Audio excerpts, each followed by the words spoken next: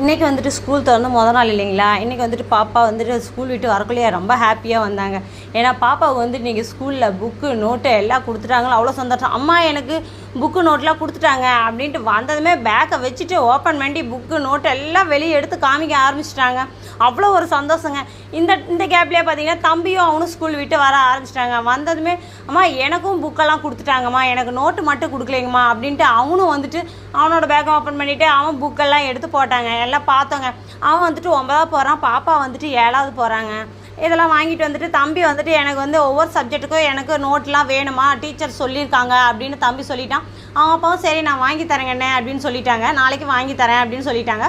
பாப்பா வந்து எனக்கு ஸ்கூல்லேயே நோட்டு கொடுத்துட்டாங்கம்மா, எனக்கு ஒரு சில நோட்டுகள் மட்டும் இருந்தால் போதும், எனக்கு ரொம்ப தேவையில்லை அப்படின்னு பாப்பாவும் சொல்லிச்சுங்க.